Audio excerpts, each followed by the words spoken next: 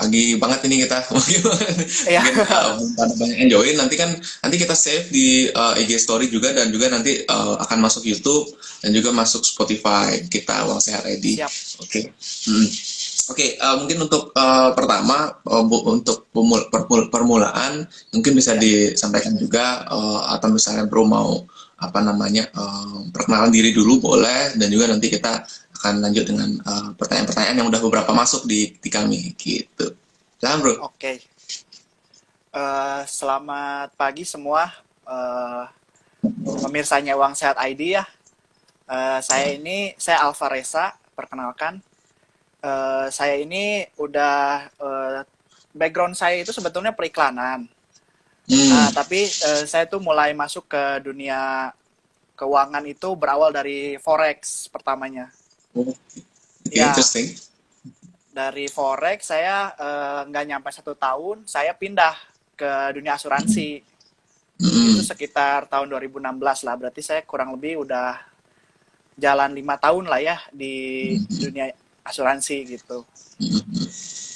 Gitu. Sekarang mulai merintis, saya sekarang bersama teman-teman di komunitas Fingram. Kalau Bro Dwi tahu, sekarang ada Ya, ya. baru tuh Fingram ID, ya itu saya bersama teman-teman content creator yang lain ya. Ya, ya, ya. Di sana isinya selain apa banyak ada yang agen asuransi ada juga yang pokoknya spesialis di keuangan di sana macam-macam lah kita kumpul dan bikin satu komunitas bareng yang tujuannya mau meningkatkan literasi keuangan di Indonesia gitu. Oke. Ya, Sip. Pernah saya follow juga sih Fingram kayaknya itu. Kita follow ya. Fingram juga dan menarik Uh, sekali konten-kontennya nanti kita collab juga sama. Saya juga kayaknya follow juga beberapa partnernya. Baru tahu juga ya, masuk di Fingram. Oke ya deh, saya keren salah keren keren. satunya di sana spesialis saya memang di asuransi. Jadi di Fingram itu Oke saya oke. salah satu yang spesialis asuransinya gitu. Saya kulik sedikit ya terkait itu ya terkait proses masuknya ke asuransi dari sebelumnya forex gitu ya itu agak Oke, dua hal yang cukup jomplang yang sebenarnya. jauh ya Jadi ya ya kira-kira ya ya. prosesnya gimana dari si forex itu kemudian ke asuransi apakah ada pengalaman yang bisa di-sharing sedikit untuk rekan-rekan yang Jadi mungkin masih terjebak. ya terjebak di forex maksudnya gitu. Ya nggak terjebak sih maksudnya Ah, forex dari ya gitulah nanti bisa sharing deh. oke Sharing oke, deh. saya sharing deh. Jadi saya itu sebetulnya sarjana seni, bro. Saya Oke. itu desainer tadinya. Nah, cuma waktu waktu dulu pertama kali saya itu magang, magang itu dapat proyeknya membuat logo. Kalau Bro Dwi tahu, Astronaci tahu. Iya iya iya, tahu tahu. Ya, Astronaci itu waktu itu saya bersama tim saya itu dapat project untuk membuat logonya dan sampai sekarang itu masih dipakai. Oh, itu belum yang buat logonya. Ya, Wah, punya keren. Pak Gema Goyardi ya. Nah, di situ desainer itu dituntut untuk belajar Iya iya. sebelum sebelum dia membuat logo atau branding, dituntut untuk belajar. Jadi saya di situ belajar, oh forex seperti ini, astronasi itu Iya. seperti ini, Pak Gema seperti ini. Nah, dari situ saya mulai tertarik. Mm. Nah, beres saya lulus, itu saya kerja dulu sih sebagai desainer, tapi tiba-tiba datang tawaran untuk bekerja sebagai broker forex. Nah, di situ kan saya kan udah Oke. tertarik ya. Jadi Iya iya iya. waktu itu saya ambil aja. Nah, cuman Hmm, eh, ini pengalaman saya pribadi sih tanpa tanpa mau menjelek-jelekan iya atau benar. seperti apa. Silakan silakan. Di tempat saya dulu bekerja sebagai broker forex itu, menurut saya lingkungannya kurang sehat Hmm. gitu karena manajer saya sendiri dulu itu dikejar-kejar orang gitu, bro. Oh, oke oke. Karena kan kalau broker itu dia istilahnya dalam tanda kutip mainin uang nasabah kan. Hmm. Maksudnya yang ngeklik jual beli itu kan brokernya. Kadang kan nasabah Hmm. nggak ngerti juga. Nah, terus saya yang kurang setujunya itu kalau di forex, saya pribadi ketika saya ngeklik beli atau jual gitu ya, Hmm. Nasabahnya rugi atau untung, saya dapat komisi. Oke. Nah dari situ saya ada beberapa orang yang apa ya, udah pengalaman, dia ngasih tahu ke Hmm. saya, udah daripada kamu istilahnya dalam tanda kutip ya cari musuh, mendingan kamu cari Hmm. teman aja di insurance Benar-benar. aja kayak gitu. Ya, ya, ya. Kalau di asuransi kan kita cari teman kan gitu. Kayak Hmm. gitu sih sebenarnya background saya. Nah dari situ ya sampai sekarang sih, sekarang saya masih di industri asuransi Betul, gitu. betul, betul. Itu dua dua poin yang saya tangkap. Daripada cari Ya, teman, daripada cari musuh, mending cari teman gitu ya. ya, Dan satu lagi itu yang tadi nggak tahu apa yang dibeli. Kadang-kadang konsumen itu gitu ya. Jadi betul, ya, dia betul. maunya untung, nah Untung, udah gitu. untung ya, Maunya pengennya cuan, udah untung. gitu. Nggak Ya, tahu tuh caranya gimana, udah maunya untung. Nah itu juga ya kemarin betul. kita sempat bahas sama Pak Nicky Hogan itu terkait behave seperti itu dan memang perlu revolusi mental di bagian itu sih Ya, memang. ya, Oke deh, setuju. ini kita lanjut deh ke pertanyaan kita ngomongin kita sekarang saat ini dan masa depan ya terkait dengan asuransi dan juga investasi. Yang masa lalu sudah Ya, lah biarkanlah ya, di sana gitu ya. ya. Oke, bagaimana update nih sekarang perkembangan industri asuransi? Kalau misalnya mau ditambahkan terkait dengan investasi juga boleh sedikit-sedikit pada masa COVID Ya, ini, terutama terkait asuransi ya, karena kita ya, kan ada sebelum COVID ini ada beberapa isu yang mungkin semua orang sudah tahu terkait industri asuransi dan sekarang mungkin dari pengalamannya Bro juga yang di dalam industri, nah, kira-kira gimana perkulakannya ditambah dengan si pandemi ini gitu. ya. Kalau saya kan sebenarnya di industri asuransi yang memakai agent ya. Jadi Mm-mm. saya ada di agensi gitu. Nah, bisnis Mm-mm. asuransi itu bisnis ketemu sama orang, bro. Ketemu Mm-mm. sama orang, ngobrol sama orang, bangun hubungan gitu ya. Nah dari situ mungkin baru ada obrolan tentang asuransi dan sebagainya, baru mungkin kita bisa closing gitu ya. Mm-mm. Nah waktu awal-awal pandemi itu kan kita dipaksa di rumah aja kan, nggak bisa ketemu orang, Mm-mm. gimana caranya coba. Ya, Saya benar. pun ngerasa kayaknya kalau saya ngajak ketemu orang, orangnya pun akan menolak gitu, karena kan Nah, takut iya. juga kan. Iya. Nah, beruntungnya sih sekarang industri asuransi mulai mempercepat ya. Dia gimana caranya itu eh, akhirnya bisa ketemu by Zoom, lewat Zoom online, dan akhirnya juga bisa kalau dulu kan harus ditanda tangan basah gitu ya. Mhm. Sekarang tuh bisa kayak lewat aplikasi, dia tinggal rekam diri sendiri, menyatakan kalau saya Mhm. sudah mengerti, saya sudah menyetujui dan segala macam. Itu bisa menjadi bukti tanpa tanda tangan, bisa pakai OTP, bro. Oke, Jadi oke. sekarang ya Interesting. sama OJK pun udah disetujui ya, perusahaan-perusahaan asuransi dengan cepat gitu ya melakukan itu supaya agent-agentnya juga bisa melakukan selling kayak gitu. Oke, Salah oke. satu update-nya itu dipaksa harus lebih apa? Lebih paham teknologi lah gitu. Benar, benar, benar, benar.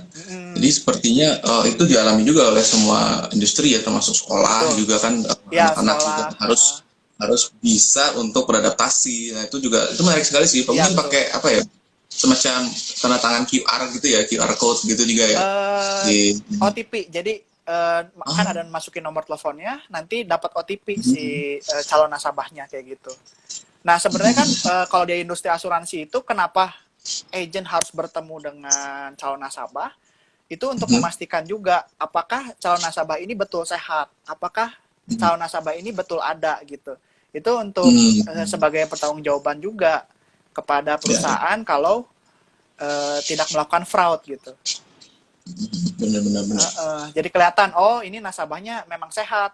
Waktu ketemu sama saya, contoh Broadway gitu, kita kan bertemu Mhm. secara offline gitu ya. Oh saya lihat, oh Broadway ini sehat, jadi saya berani mau masuk. Kita Ah, tulis apa SPAJ-nya ya atau formulirnya itu dengan sesuai dengan apa yang kita lihat gitu. Tantangannya di situ. oke, oke, oke. Menarik sekali Ya, sebenarnya. Tapi untuk jumlah polis baru gitu misalnya itu nambah apa memang agak kurang berkurang sedikit? secara Secara umum keseluruhan aja. sih, secara keseluruhan ada yang nambah, tapi ada juga beberapa orang yang terkena imbas dari ini secara ekonomi gitu ya. Mhm. Beberapa perusahaan asuransi pun memberikan keringanan seperti kayak bisa istilahnya nunggak ya, bisa nunggakin itu, Oh, bisa bisa iya, iya. bayar preminya cuma setengah dulu.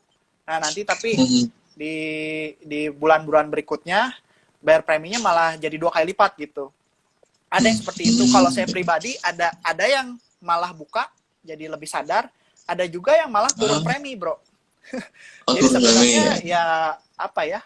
Satu sisi masyarakat menurut saya semakin sadar penting asuransi karena ada pandemi, tapi satu sisi Benar. juga yang terdampak secara ekonomi, mereka itu banyak yang ada yang tutup polis bahkan. Walaupun saya sudah bilang justru di masa seperti ini sulit kita harus punya asuransi, tapi karena ekonomi sih kadang-kadang itu yang bikin berat juga sih gitu.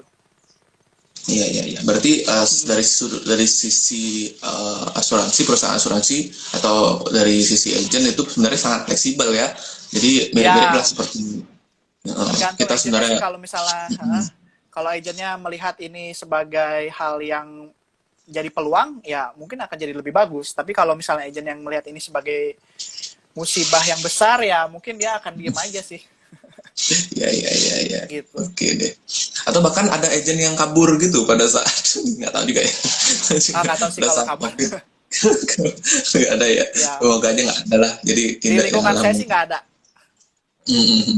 Nanti kita bahas belakangan deh itu. Oke, ini Ya, pertanyaan kedua mungkin lanjut lagi. Nah, ini kan sekarang lagi banyak nih tren-tren investasi, terutama yang generasi milenial, terus generasi yang baru-baru berkeluarga gitu ya.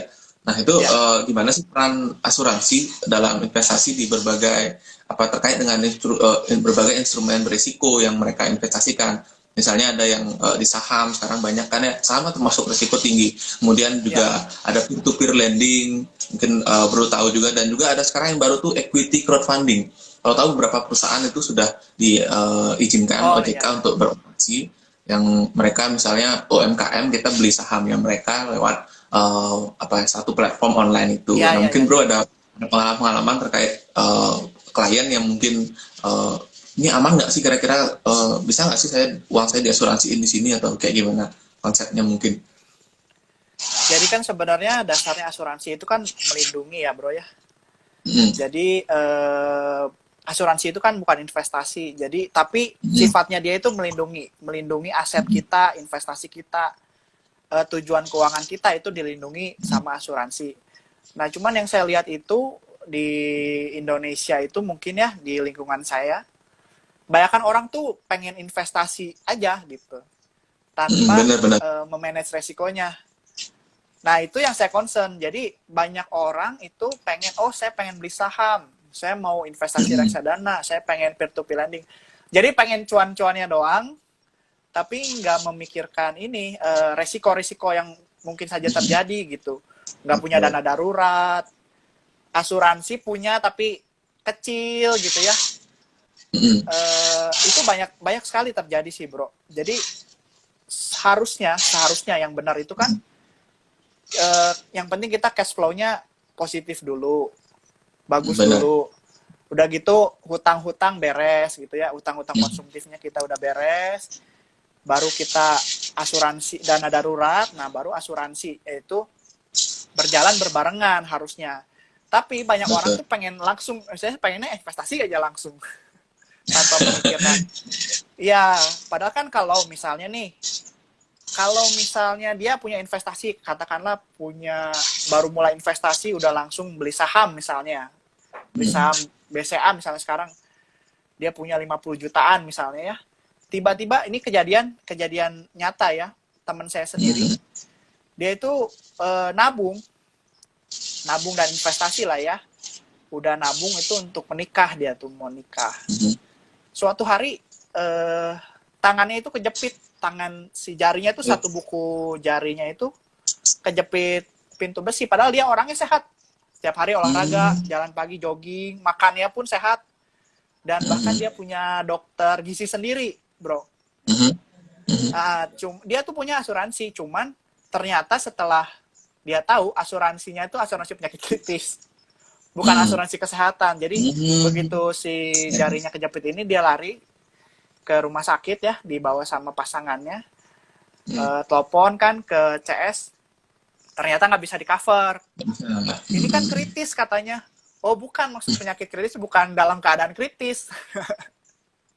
Iya, iya, iya, iya. Tapi untuk penyakit-penyakit kritis. Nah akhirnya keluar uang sekitar 28 juta, 30 juta tadinya. Cuman karena dokternya kenal jadi sekitar 28 juta kan. Tadinya dia nabung buat nikah gitu kan, jadi nggak jadi. Nah itu kan salah satu Oke. resiko yang kita nggak pernah tahu gitu. Kita sehat, Hmm.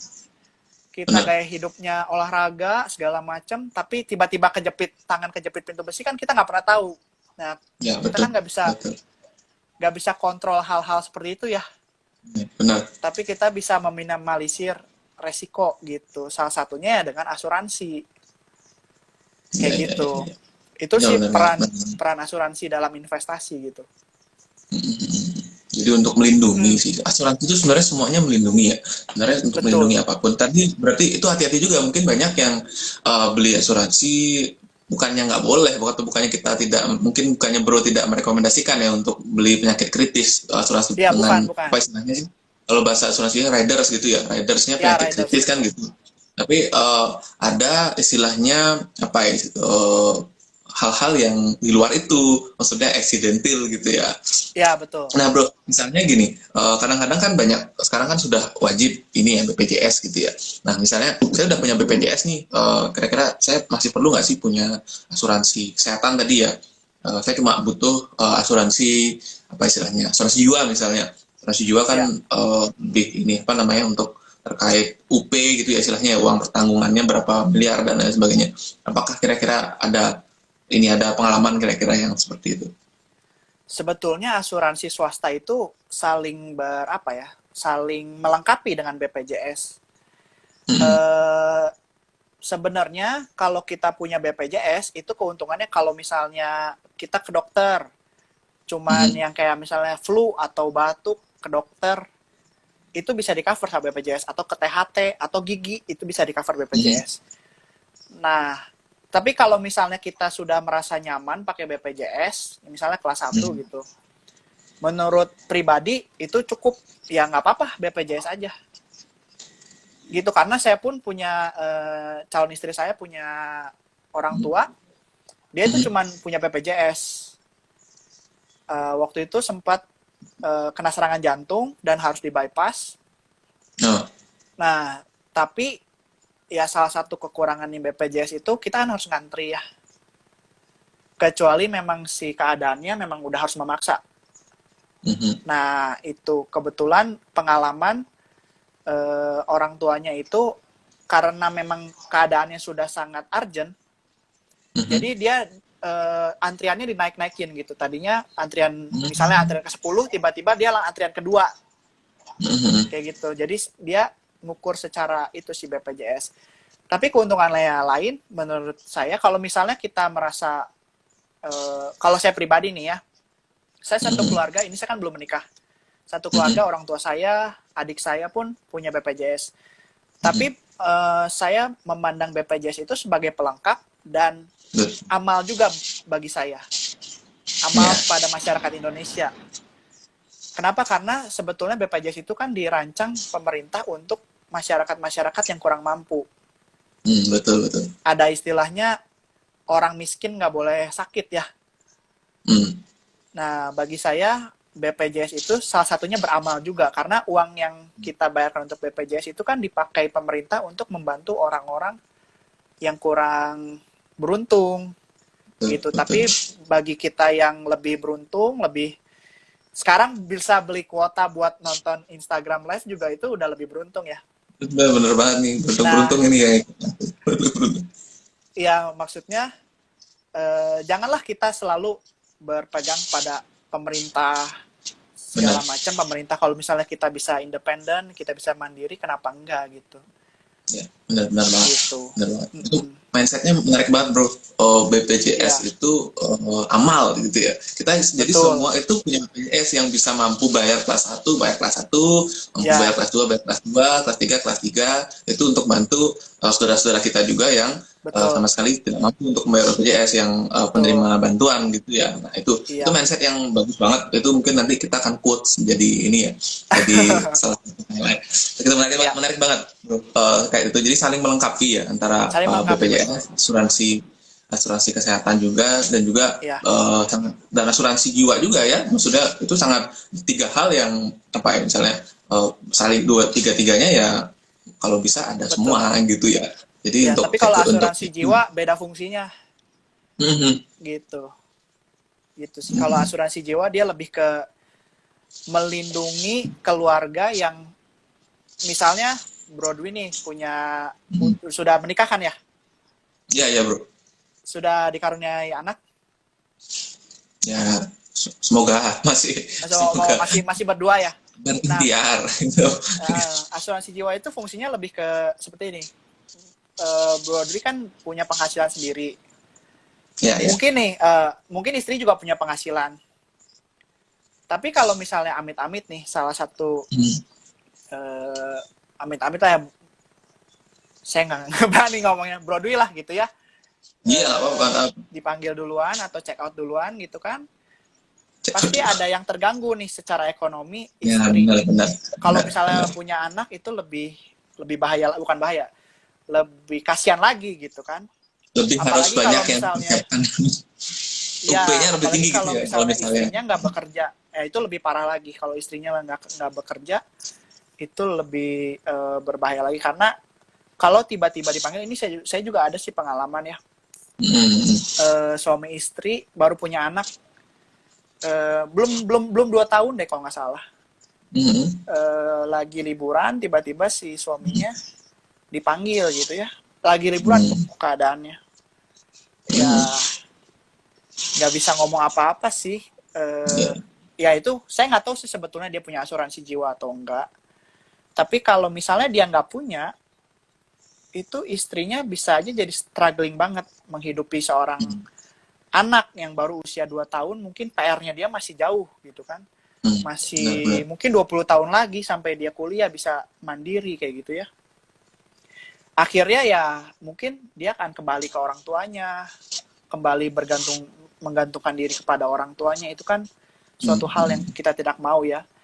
Ya ya benar. Apalagi kalau misalnya dia ibu rumah tangga, tadinya tidak terbiasa mencari uang sendiri, mungkin dia harus maksain diri, misalnya dia jadi masak, buka catering, udah gitu harus tetap jagain anaknya, atau mungkin dia jadi kerja kerja ke perusahaan, atau jadi ya banyak hal yang bikin Ya. wanita, terutama ya kebanyakan, kalau dulu-dulu sih, sekarang wanita banyak juga berkarir jadi struggling gitu. Apalagi yang saya lebih concern itu sebenarnya masyarakat bawah, bro. Hmm. Benar benar. Mereka itu banyak yang ditinggal cepat sama suaminya, itu banyak, entah istri entah suami. Tapi sebenarnya suami pun, istri pun sebenarnya butuh juga asuransi jiwa. Ya ya ya. Satu sisi, kalau misalnya amit-amitnya si istri dipanggil duluan, suami yang tadinya misalnya bekerja, istrinya misalnya dia jagain anak gitu ya, Hmm. kalau misalnya istrinya punya asuransi jiwa, si suami bisa berhenti bekerja dan Hmm. akhirnya Tetap. fokus ngejagain anaknya gitu. Hmm. Jadi dia bisa hidup dari santunan asuransi jiwa itu. Benar benar benar. Intinya Sebenarnya semua dua-duanya untuk penting sih. benar benar. Semua untuk melindungi ini ya, melindungi masa depan ya istilahnya. Kita nggak tahu apa yang terjadi ke Betul. depan. Intinya kita harus secure itu dengan berbagai apa istilahnya, berbagai proteksi gitu ya, berbagai proteksi, Betul. salah satunya asuransi itu juga sangat penting untuk investasi kalian Ya, betul. semua, uang sehat. Kemudian lanjut nih, ada beberapa kemarin bertanya tentang asuransi pendidikan. Nah itu Oke. berarti apakah asuransi pendidikan itu sejenis produk atau investasi juga, atau apa misalnya mungkin dari pandangannya bro? Ini menarik juga, Bro. Saya lihat di online pun di Instagram pun banyak yang berdebat tentang ini ya. Iya, benar. Jadi sebenarnya ini pandangan saya ya. Yang namanya asuransi pendidikan itu secara produk nggak ada. Secara produk nggak ada. Produk asuransi itu cuma 3 sebetulnya. Asuransi kesehatan, asuransi penyakit kritis, sama asuransi jiwa. Yang ada itu konsep asuransi pendidikan. Nah, itu ada. Konsep asuransi pendidikan. Nah, yang betul itu seperti itu. Jadi, banyak juga sih yang nanya ke saya gitu ya. Saya juga sempat bikin videonya di Instagram. Orang itu berpikir ketika mau beli asuransi pendidikan itu, dia nabung ya setiap bulan misalnya katakanlah 1 juta gitu, 1 juta, 1 juta, 1 juta. Nanti ketika anaknya mau masuk SD, diambil uangnya gitu ya. Nanti anaknya SMP diambil uangnya, dan seperti itulah. Nah, sebetulnya itu adalah konsep asuransi pendidikan yang kurang tepat. Nah, jadi sebetulnya yang namanya konsep asuransi pendidikan itu namanya juga asuransi kan. Asuransi itu melindungi, memproteksi resiko. Kalau tidak tercapai, asuransi yang mencapai itu gitu, yang membuat impian itu tercapai. Nah, tujuannya kan pengen si anak ini pendidikannya tinggi gitu kan. Nah, supaya tercapai gimana? Ya kita nabungan uangnya, kita tabung uangnya sampai mungkin dia kuliah S1, S2 dan sebagainya. Nah, asuransi pendidikan itu mengcover kalau misalnya si tabungannya itu nggak sampai, Bro.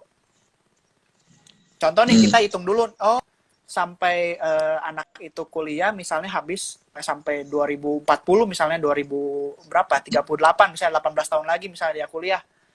Katakanlah butuh dana 1 miliar gitu ya. Nah, seharusnya yang benar itu dia sisihkan uang, katakanlah berapa persen ya, 20% misalnya dari income-nya dia.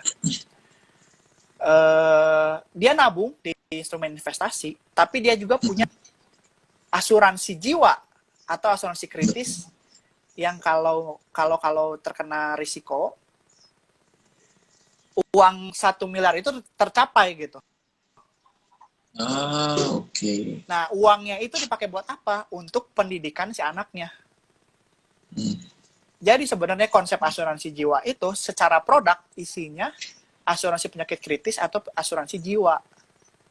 Nah, jadi kan kalau misalnya nih anaknya baru umur 5 tahun, tiba-tiba orang tuanya dipanggil. Nah, itu kan bisa mempengaruhi, bisa-bisa si anak itu nggak jadi sekolah, bener nggak? Nah, si pendidikannya itu diproteksi asuransi jiwa sebetulnya. Nah, itulah konsep asuransi pendidikan itu. Seperti itu. Iya, jadi kita nabungnya tetap, misalnya di reksadana pasar uang kita nabung buat anaknya naik mau SD gitu ya, misalnya 1 tahun lagi mau SD, ya kita nabung di reksadana pasar uang. Nah, tapi kita juga sisihin budget untuk asuransi jiwa atau asuransi penyakit kritis. Gitu. Jadi amit-amit kalau misalnya orang tuanya terkena penyakit kritis kan itu juga bikin terganggu ya mungkin pendidikannya. Nah, misalnya amit-amit papahnya deh nggak ada, dia hidup sama mamahnya deh. Nah, tapi kan ya itu balik lagi kayak tadi juga sama si istrinya, jadi nggak harus struggling untuk mencari dana untuk pendidikan anaknya kayak gitu. Sebenarnya kayak berarti gitu. Melindungi secara tidak langsung tuh melindungi income ya, melindungi income ya, dari betul, untuk betul. anak, ya, income orang tua untuk anaknya itu yang harusnya untuk sekolah, betul. Tapi ternyata tidak terkendala sesuatu. Ya. Jadi asuransi itu melindungi si anak itu supaya tetap bisa istilahnya berpendidikan dan goalsnya itu ya. Jadi apapun itu sebenarnya instrumen investasinya entah di mana, reksadana, saham atau apapun, intinya adalah asuransi itu melindungi income itu atau apa istilahnya investasi itu sendiri gitu ya untuk si anak. Betul. Oke. Itu nyambung sebenarnya. nyambung sebenarnya sama pertanyaan berikutnya terkait bukan hanya di Q&A, tapi sempat sering saya juga dulu sempat ada ini, waktu saya kan sempat di Jakarta juga dulu, itu sempat apa ya, ikutlah beberapa kali di beberapa agent gitu, tapi sayanya kurang tekun gitu. Jadi akhirnya nggak Ya, lanjut gitu. Tapi sekarang malah malah malah terjunnya ke dunia keuangan. Benar ya, memang jodohnya di bidang keuangan sih memang kayaknya. Terus ya, ini sekarang balik lagi tadi asuransi pendidikan, ternyata itu adalah ini ya, apa, bukan produk tapi adalah konsep gitu ya, konsep konsep. asuransi gitu. Konsep asuransi Betul. melindungi tujuannya adalah pendidikan kan Betul. gitu. Sebenarnya tujuan yang lain pun Ya, bisa dilindungi dengan itu ya. Misalnya ya, betul tujuannya betul. Seperti untuk pensiun di ya. rumah, pensiun, nah misalnya gitu. Ya, Mm-mm. Oke oke oke. ya, Berarti kayak asuransi lanjut dana lagi. pensiun sebenarnya sama. Mm-mm. Asuransi dana pensiun pun sama Mm. sebetulnya sama asuransi pendidikan, tapi tujuannya dia untuk pensiun gitu. Benar. Mm-mm. eh Misalnya nih suami istri udah merencanakan oh mau pensiun di usia 60 gitu kan. Nah, itu kan kita nabung di instrumen investasi itu nabung untuk dana pensiun kan atau dana masa depan Benar. kan. Pengen main nanti sama cucu atau nanti pengen jalan-jalan ke Eropa gitu. Nah, yang bisa bikin hal tersebut tidak tercapai itu apa? Ya salah satunya meninggal atau salah satunya terkena penyakit kritis atau salah satunya terkena cacat tetap dan total. Nah, itu kan bisa mempengaruhi pendapatan aktifnya. Nah, kalau punya asuransi konsep ya, konsep asuransi dana pensiun, kalau tiga resiko itu terjadi, otomatis langsung diberikan santunan, ya langsung dapat gitu dana pensiunnya, pasti gitu dapat. Misalnya dia Mm-mm. udah merencanakan berapa 2 miliar, langsung oh nih sama perusahaan asuransi nih 2 miliar untuk pensiun, misalnya Mm. suaminya misalnya terkena kritis tapi istrinya sehat, nah ya udah pensiun aja gitu, langsung dapat dana pensiunnya seperti itu. Benar benar benar benar. Oke oke. Itu konsep juga sama Ya, gitu. ya, ya, benar, benar, benar banget. Pandangannya seperti itu sudut pandangnya. Kemudian Betul, ini terkait tadi kan investasinya boleh di mana aja gitu. Nah, betul. kalau pandangannya Bro Alfa sendiri terkait dengan asuransi plus investasi atau biasa kita Mm-mm. kenal dengan unit link gitu ya. Nah, itu Ya, kira-kira gimana, Bro? kalau pandangan saya sebetulnya unit link itu bagus jika digunakan sesuai dengan fungsinya sih bro. Tradisional pun bagus jika eh, orang yang belinya dia itu udah ngerti betul-betul Mhm, kenapa dia beli asuransi tradisional. mhm, Sebetulnya kan kalau kita ngomongin unit link ya, unit link itu kan ada kelebihannya kita bayar preminya flat. Cenderung mhm, flat ya kalau misalnya nggak ada force major nih kayak COVID sekarang kan kita nggak pernah tahu kan keadaan yang tidak mhm, tidak bisa kita prediksi, yang kita tidak sangka-sangka, yang tidak bisa kita kontrol itu kan force major. Tapi kalau misalnya nggak ada force major itu dia cenderung flat. Misalnya nih asuransi jiwa, misalnya dia nabung atau bayar premi 1 juta gitu ya sebulan. mhm, Dia 1 juta terus sampai misalnya dia belinya term sampai usia katakanlah sampai usia 75. Dia bayar satu mhm. juta terus sampai usia 75. Nah, banyak orang itu yang berpikir unit link itu bayar kayak cuma 10 tahun Nah, atau iya, ya, itu. 5 tahun. Nah, itu Mhm, sebetulnya yang mungkin saya nggak tahu ya.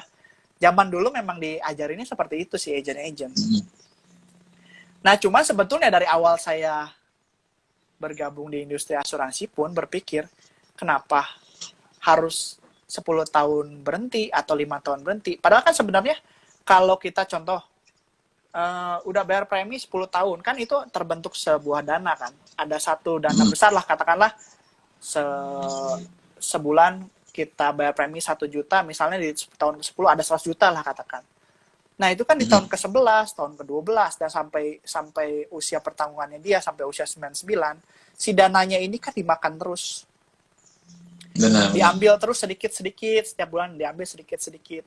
Kalau si dana ini berkembang, nah itu nggak jadi masalah.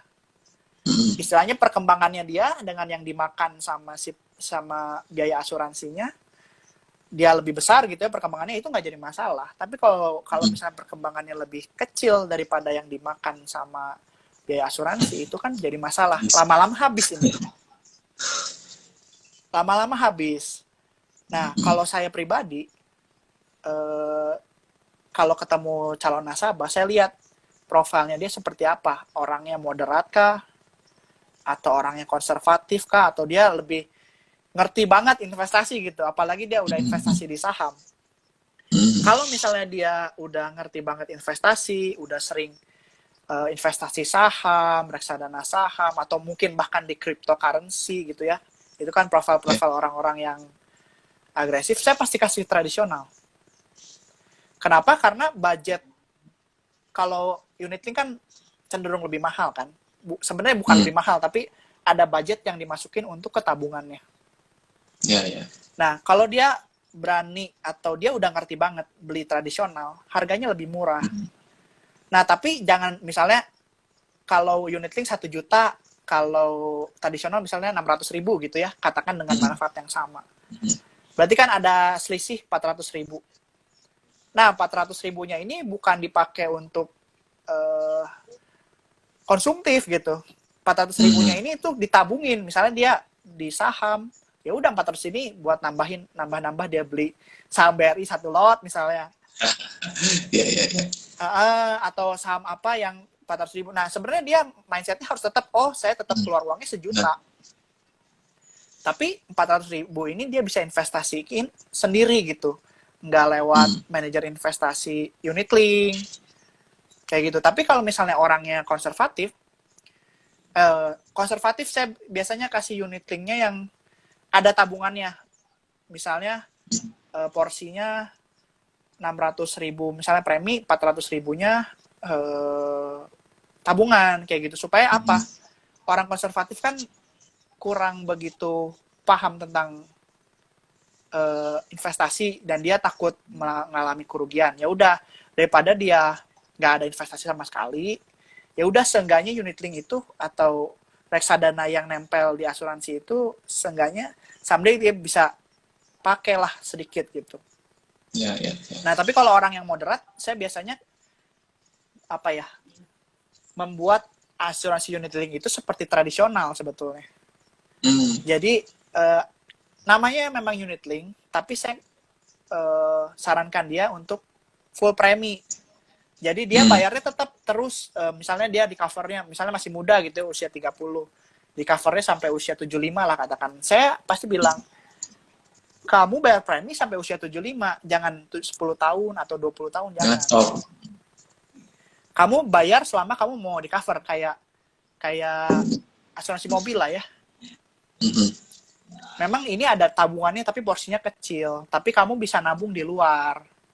Jangan kalau kamu mau ya, jadi jangan menganggap uang yang ada di unit link itu untuk suatu hari kamu ambil, kamu pakai misalnya buat pendidikan atau buat apapun lah untuk yang lain-lain. Tapi sebetulnya uang yang ada di unit link yang terbentuk itu dipakainya untuk apa?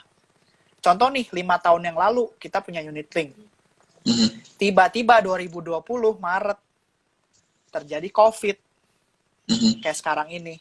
Banyak orang yang ekonominya terganggu kan. Nah, uang yang ada atau dana yang terkumpul di unit link ini dipakai untuk apa? Untuk kita bisa cuti premi. Nah, ini kan hal-hal yang kita tidak pernah tahu kan. Bisa terjadi COVID atau misalnya kena PHK gitu ya. Udah udahnya kita kena PHK, bayar asuransi nggak bisa, itu kan cenderung lebih stres ya. Benar. Cenderung lebih stres, orang stres cenderung lebih sakit. Nah, sebenarnya dana unit link itu dipakai buat, misalnya saya udah nggak bisa bayar nih, ya udah cuti premi aja. Asuransinya tetap jalan, perlindungan tetap jalan, sampai kita menunggu ya mungkin keadaan lebih baik, kita juga cari penghasilan tambahan, jangan diem aja ya, cari penghasilan tambahan, kerja, mungkin mulai, ya kalau waktu awal-awal COVID kan banyak yang masak gitu ya bro ya, jualan ke teman-temannya, ke tetangga segala macem. Nah, itu ketika ekonomi kita udah mulai stabil lagi ya kita bayar lagi gitu. Ya, Tapi ya, si benar. dana unit link itu menjadi dana cadangan. Kalau terjadi hal-hal seperti ini gitu. Ya, ya, ya, ya. Gitu. Sebetulnya Benar banget sih. bagus unit link. Jadi, Hanya jadi banyak mindset. orang berpikir uangnya itu nanti suatu hari mau saya pakai. Itu sebenarnya mindsetnya itu tuh yang ya agent-agent juga ya nanti nabung 10 tahun lagi ada 100 juta loh. Ya lumayan kan hitung-hitung nabung. Nah, itu sebenarnya mindset yang kurang tepat gitu. Hmm, Jadi sebenarnya dananya itu untuk cadangan gitu sih kalau saya ya. oke, oke, oke. Jadi Mengedukasinya mindsetnya itu seperti itu. dana unit link itu tetap tujuannya untuk proteksi juga ya, proteksi saat Betul. si nasabah tidak bisa membayar premi kan Ya. gitu, atau misalnya Ya, betul. ya, ya tadi yang tadi statementnya itu yang dimakan terus, jadi akhirnya nanti Ya. kadang-kadang gitu. Dulu awal-awal saya dikasih tahu juga untuk asuransi jadi agent itu juga gitu, 5 tahun aja nabung di unit Hmm. di ini produk ini, terus nanti ke depan udah nggak usah lagi. Wah, menarik juga sebenarnya gitu saya mikir, Ya, karena kan masalah di kita kan orang-orang kita mostly ya rata-rata itu tidak bisa disiplin. Nah, kemudian betul. si produk ini membuat masyarakat bisa disiplin at least Betul. 5 tahun gitu, atau 10 tahun, lalu Ya. setelahnya udah nggak usah mikirin lagi gitu. Nah, tapi ternyata sekarang beda ya, kalau misalnya ternyata masih mau diproteksi atau masih mau mungkin nanti dapat mungkin ya nggak berekspektasi banyak gitu, tapi mungkin nanti dapat hasil dari unit linknya, atau Ya. uh, di saat pensiun gitu umur berapa, 75 tadi, berarti keep Ya. aja unit linknya Anggap aja bonus di itu. ya, ya. Tapi in case sewaktu-waktu misalnya saya mau tadi kan stop ini ya, stop bayar premi gitu, stop bayar Ya. premi setahun gitu misalnya. Tapi Hmm. udah 10 tahun nih bayar, saya mau stop dulu deh tahun ini, tapi kan masih Ya. jalan kan, berarti perlindungannya kan masih Masih jalan sampai jalan 75. selama Oh, selama si uangnya berarti masih ada, yang masih balance-nya masih cukup untuk membayar eh, apa biaya asuransinya itu masih bisa gitu. berarti konsep bayar premi 10 tahun untuk sampai umur 75 itu sebenarnya masih masuk sih ya, tapi mungkin nanti Ya. pada saat akhir periode itu dapatnya tidak sebanyak itu gitu ya, untuk apa Ya, karena kan kalau nilai investasi kan kita nggak pernah bisa tahu ya itu akan jadi ya, berapa. Kalau misalnya benar-benar. perkembangannya lebih tinggi daripada biaya asuransinya, ya itu bagus. Tapi kalau biaya perkembangannya lebih rendah daripada yang dibutuhkan untuk bayarnya, lama-lama habis gitu. Ya, ya, ya. Tapi memang benar sih, Uh, masuk akal. Jadi, tapi kalau misalnya nih, saya kan punya tradisional juga. Kalau misalnya ya, tradisional saja, itu kan berarti sampai umur berapa maksimal? Kalau beli tradisional, 60? Ke 75 bisa? Kalau beli asuransi tradisional kesehatan saja. atau jiwa? Oh, dua-duanya. Oh, dua-duanya. Kalau setahu saya tradisional itu biasanya perpanjang per tahun, Oh, sama perpanjang per kayak tahun. asuransi mobil. Mm-mm. Berarti sampai umur berapa aja bisa gitu ya? Bisa sampai umur 99 Hmm. gitu. Pokoknya selama kita bayar premi ya bisa gitu. Hmm, ya, ya, ya, ya. Tapi kadang-kadang kalau di unit link itu harus kita hati-hati ya terkait ininya, isinya ya, isi dari unit link itu maksudnya Ya, ya, isi dalam betul. arti isi asuransinya. Tadi kan sempat disinggung juga yang penyakit kritis itu. Jadi bukan hanya Ya, penyakit kritis saja isinya, tapi juga kesehatan gitu ya, harusnya ya. betul. Dua rider yang Hmm. berbeda itu. Hmm, ya, ya, ya, ya. Mungkin fee-nya atau porsinya akan lebih banyak. Tadi kan saya 1.400.000 untuk si produk unit link-nya, atau investasinya 600 untuk si proteksinya kan gitu ya. Jadi harus Misalnya emang emang logikanya lebih lebih banyak. Tapi sekarang itu berarti si agent itu bisa customize ya berarti ya, bisa, sesuai bisa dari dengan dulu bisa. dari dulu bisa ya. Iya, Oh, oke, oke, dari saya dulu berarti yang bisa. kurang mendalami. Ya, oke, Iya. oke, oke. Cuman Oke, oke, nggak oke. semua agent bisa ngitung benar-benar. Oh, Itu sih itu berarti. masalahnya. Ya, ya, ya. Banyak juga yang bilang, oh ini nanti hasil investasinya ada sekian sekian sekian. Tapi Hmm. ternyata ini saya sering juga sih ketemu. Waktu saya review polisnya, ini kan nasabah orang lain gitu ya. Ternyata Hmm. preminya full. Nggak ada tabungannya Hmm. sama sekali, tapi dia bilang di tahun ke-10 nanti ada sekian gitu. Itu kan ya gimana gitu ya. Iya, iya, iya, iya. Mm-mm. Ya, Banyak benar-benar. sih yang ya itu juga salah satu kekhawatiran saya sih di industri asuransi, memang tidak bisa ditutupi, memang seperti itu gitu. Benar, benar, benar, benar. Ya, Mm-mm. tapi Makanya intinya harus transparan sih ya. ya cari agentnya yang betul-betul memang dia ngerti gitu sih kalau bisa. Betul, betul, Uh, betul. yang ngerti banget sama diri kita lah, itu sih sebenarnya Iya, intinya. iya, iya. Benar-benar benar banget sih. Jadi sekali lagi tadi menarik banget itu. Si unit link itu berarti untuk melindungi saat kita tidak bisa bayar asuransi atau polis asuransi tradisionalnya ya yang termasuk di dalamnya. Nah itu poin penting sih. Betul. Oke, Mm-mm. sekarang masuk ke tadi ya udah masuk ke agensi sebenarnya. Tadi sempat ada juga beberapa pertanyaan tentang memilih memilih produk asuransi kan banyak nih sekarang. Cara memilihnya atau memilih agent. Apa kita memilih agent atau memilih perusahaannya? Apakah ada pertimbangan dari Bro Alpa juga? Kalau menurut saya ya, eh dua-duanya penting sebetulnya. Hmm, Tapi kalau menurut saya lebih penting agent sebenarnya. hmm, Karena kalau perusahaan itu, yang penting kita tahu perusahaannya dan hmm, sudah banyak yang pakai. Dan secara RBC-nya dia di atas 120% ya, kalau yeah. kalau ketentuan pemerintah itu risk based capitalnya harus di atas 120%. Hmm, Nah ya karena kita pertama itu kan dia proses sama agent. hmm, Masalahnya nasabah itu biasanya, ini misalnya saya nih jelasin ke Bro Dwi, ya bro ini manfaatnya ini ya, kelebihannya ini ya, kekurangannya ini nih, yang dikecualikan bla bla bla bla bla bla gitu ya. Mungkin saya hmm, jelasin hari ini, mungkin 3 hari ke depan juga Bro Dwi udah lupa lagi, yeah, yeah. iya nggak sih? Nah kebanyakan nasabah seperti itu. Nah kalau saya menyarankan lebih baik ke yang agent. Agent sih sedikit lebih penting daripada perusahaannya. Kenapa? Kalau kita punya agent yang bisa dipercaya, dan yang paling penting nih, karena asuransi itu kan pembuktiannya ketika klaim.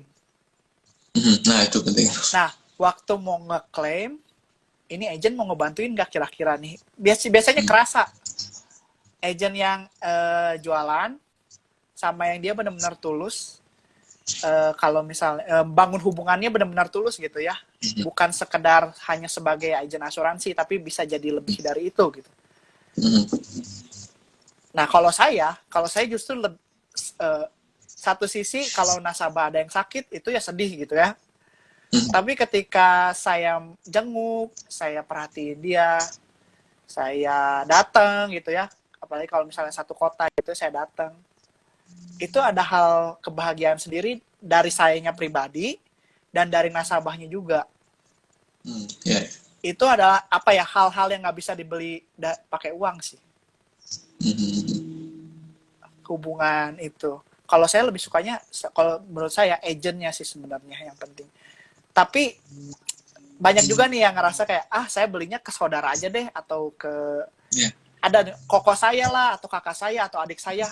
Itu kadang-kadang belum tentu, walaupun keluarga sendiri itu dia mau tanggung jawab, belum tentu itu.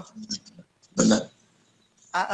Tapi secara insting kita bisa merasakan sebetulnya ini agent memang dia tulus mau ngebantu kita, atau cuman sekedar jualan aja, ada kepentingan sesuatu gitu dari kita. Sebenarnya Benar, benar, benar. kita secara inti manusia bisa merasakan gitu. Benar, benar, benar. Tapi kalau misalnya agentnya itu kadang-kadang kan gitu ya, Pak, yang banyak itu kan keluarga gitu. Saya terus dia Ya, join, tapi ternyata akhirnya si orang itu, si keluarga dekat itu nggak lanjut lagi jadi agent. ya, Nah itu berarti dialihkan ke agent lain berarti ya? Apa kita ya bisa milih agent sendiri? sebenarnya kalau di perusahaan yang saya ada di sana itu bisa. Jadi agentnya bisa dirubah, tapi ada ketentuan-ketentuannya memang. Nah, tapi sebenarnya memang walaupun katakanlah agentnya udah nggak ada, atau tidak bisa menemukan agent yang tepat untuk dirinya. Sebenarnya bisa langsung ke perusahaannya, ke pusat. Oke. Nah, itu pentingnya juga memilih perusahaan. Jadi dua-duanya sebenarnya penting. Kayak gitu. Oke, Bisa oke, sih. oke, oke. Mhm. Interesting sih sebenarnya. Terkait asuransi ini memang proteksi itu sangat esensial ya. Selain juga investasinya harus diimbangi, entah itu dari instrumen apapun gitu. Ya, Asuransi ini sangat penting untuk dimiliki terkait asuransi, entah itu asuransi jiwa, asuransi kesehatan, ditambah juga yang wajib tadi ya BPJS juga itu sangat betul. saling apa Melengkapi. istilahnya melengkapi ya itu Betul. insight-insight yang sangat menarik dari Bro Alfa. Mungkin tadi ada sih beberapa ini statement tapi bukan pertanyaan sih ini. Kemarin saya apa nih tadi dari audiens banyakan yang wave sih, banyakan yang wave. Mungkin pagi-pagi beraktivitas di pagi hari ini. Pernah juga masuk rumah sakit 48 juta, terus dalam 5 hari bersyukur punya asuransi. Oke, dari Stephen. Nah ini memang beberapa ya memang itulah dia asuransi itu untuk proteksi ya, proteksi hal-hal yang tidak kita inginkan dan kita tidak sangka-sangka terjadi. Tadi ada beberapa story yang diceritakan Bro Alfa juga, nanti mungkin bisa di rewind yang saya baru join juga. Mungkin dari saya pribadi sangat appreciate waktunya, terima kasih banget.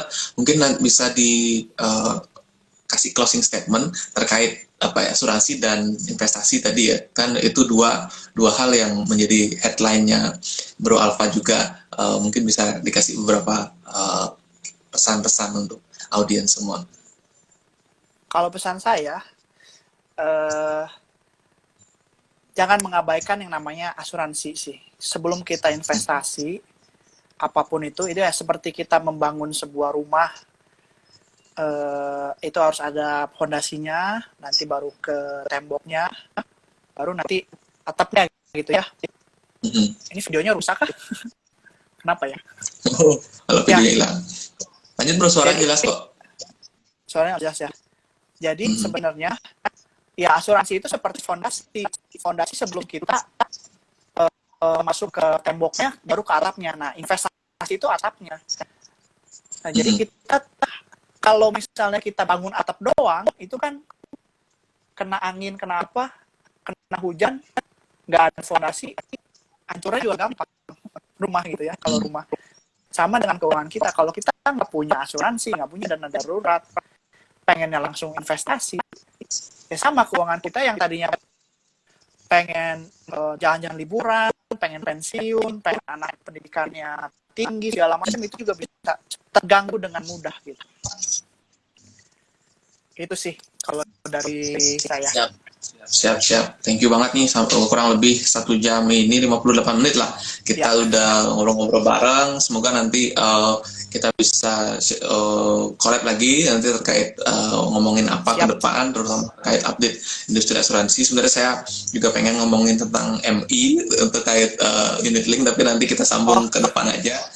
Tapi tadi sudah sempat disinggung sedikit sih, intinya adalah investasi itu bisa di mana aja, baik itu unit link, baik itu produk-produk instrumen apapun. Intinya asuransi itu bisa dikatakan wajib lah sekarang, BPJS plus asuransi tambahan untuk proteksi apapun yang terjadi ke depan. Thank you Bro Alfa, nanti disimak juga di YouTube kami dan juga di IGTV, dan juga semoga Spotify-nya update minggu-minggu ini. Nanti ada beberapa yang kita masukkan ke sana. Oke, thank you banget Bro Alfa waktunya. Semoga sehat selalu. Selamat pagi, salam cuan pagi. Terima kasih, sama-sama Bro Dwi. Salam cuan pagi. Siap. Kita live ya.